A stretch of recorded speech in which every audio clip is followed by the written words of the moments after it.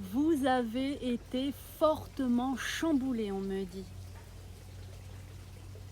Par la rencontre forte d'une personne, on vous dit que c'est une relation karmique. Flashback des vies antérieures, mais il y a beaucoup d'ego dans cette rencontre. L'un et l'autre, mais beaucoup chez l'autre. Il y a beaucoup d'ego, beaucoup de blessures encore, beaucoup de souffrances. Ouais, il y a un gros blocage karmique. Et c'est une union sacrée, donc ça peut être une âme sœur, une flamme jumelle, mais il y a la blessure de trahison, vous voyez. Ça me parle vraiment il y a un gros blocage karmique relié à des vies antérieures, relié à une blessure de trahison. Il y a beaucoup d'ego chez une personne, voire aussi chez vous. Voilà. Il y a beaucoup de souffrance aussi. Donc il y a, on vous demande, blessure de trahison afin de vous reconnecter à vous-même. Blessure de trahison afin d'avoir cette union sacrée avec vous-même, cette complétude. C'est comme si c'est quelque chose qui se répète des vies antérieures et qui vous enseigne, on me dit. C'est quelque chose qui vous enseigne, c'est profondément initiatique, c'est un enseignement, cet éloignement est un enseignement. Avance et ne te retourne pas, j'entends. Donc ça me parle vraiment une âme sœur. Une âme sœur, réparer les blessures en relation avec une âme sœur karmique, mettre de l'or sur les blessures. Réparer, on me dit, réparer les pots cassés. Ça me parle de guérison des blessures. Pas forcément de seconde chance, mais de la guérison des blessures, de pardon, on me dit, de pardonner, de se pardonner.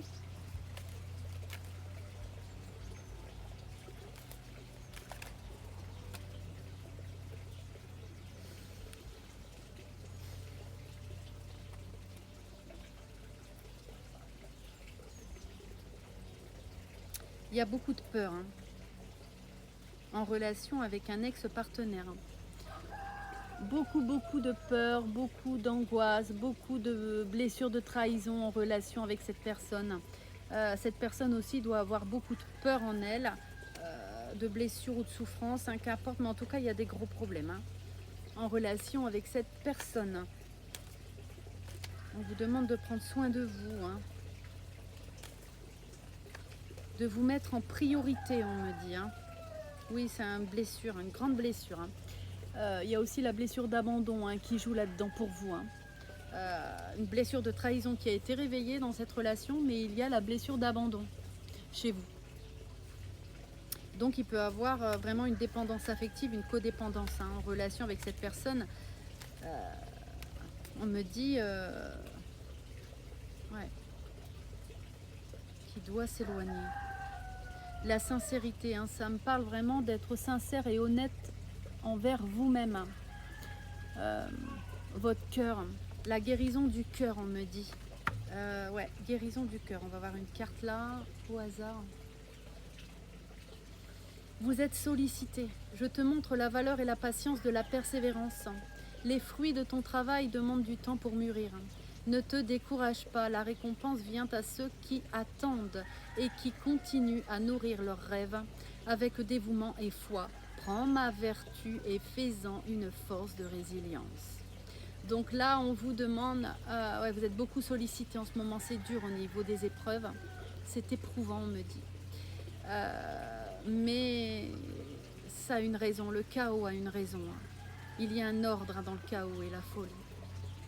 On vous demande de pardonner, d'être dans la résilience, mais surtout de guérir, de comprendre que cette relation vraiment, oui vous sollicite, oui vous éprouve, mais elle vous fait grandir, on me dit. On vous demande, on me dit union, de vous unir à vous-même, de prendre soin de vous.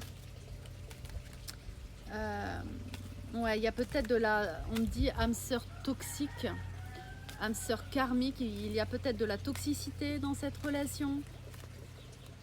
Mais tout cela est fait pour vous faire travailler sur vos blessures, sur le détachement, sur le lâcher-prise, sur l'amour de vous-même, sur vous mettre en priorité, vous respecter, sur la guérison des traumas. Il y a énormément de non-dits, hein. Il y a des problèmes dans la communication, de l'expression de vous-même. On me dit l'estime de vous, l'humiliation, la blessure d'humiliation aussi. Des choses que vous ne dites pas, que vous n'arrivez pas à dire. Il y a des traumas en relation avec l'enfance que vous avez vécue.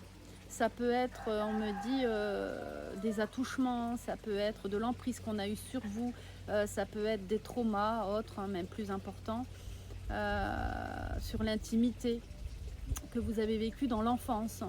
Et du coup, qui vous poussent dans des schémas répétitifs dans vos relations, qui vous poussent vraiment à ne pas vous respecter, à ne pas vous mettre en priorité, à ne pas avoir confiance en vous, à laisser peut-être des personnes être toxiques avec vous, hein. Donc ça vous demande de vous pardonner, déjà, de vous pardonner d'avoir laissé, on me dit, certaines personnes vous maltraiter, déjà. Mais tout ça, c'est fait pour muscler votre confiance en vous, votre amour de vous-même, votre estime de vous-même.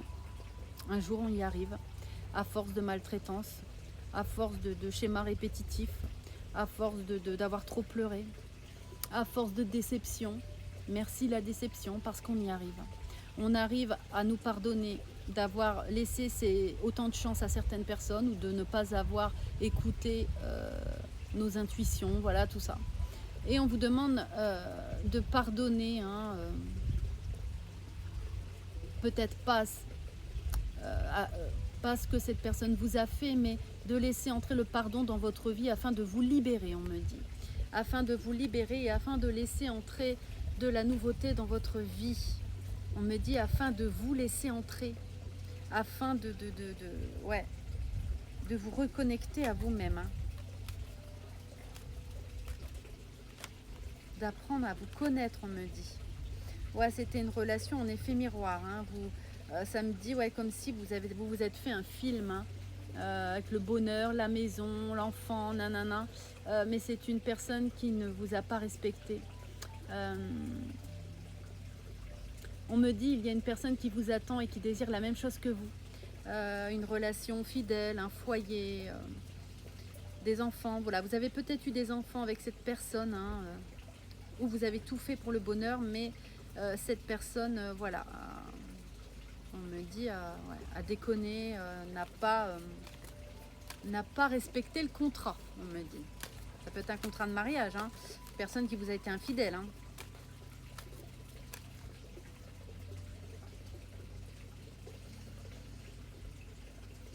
Ou peut-être vous aussi qui, on me dit, qui a été attiré peut-être par une autre âme sœur, hein. Aujourd'hui, vous êtes dans l'indécision parce que justement, il y avait une personne qui vous a délaissé aussi, hein, et qui vous a peut-être aussi laissé de côté, où on devait couper un lien karmique, on me dit. On ne l'a pas fait peut-être pour les biens, pour la maison, pour les enfants. Donc la libération d'un blocage, hein. Là, le mois d'août va être puissant, hein. Si vous ne le faites pas vous-même, de toute façon, l'univers le fera pour vous. Mais quand c'est le moment, hein. Quand c'est le timing divin, c'est le moment. Des fois, on ne comprend pas pourquoi ça arrive. Mais si ça arrive, c'est vraiment que qu'on a choisi que ça devait arriver à ce moment-là, hein, voilà. Et on n'est peut-être pas prête, parce qu'on a repoussé le travail intérieur, on a repoussé les intuitions, on a repoussé la vision, on a repoussé de prendre soin de nous, on a repoussé de se mettre en priorité, on a repoussé de dire non. Et donc forcément on ne se sent pas prêt, on ne se sent pas prête quand ça arrive, hein. De toute façon on n'est jamais prêt, on n'est jamais préparé.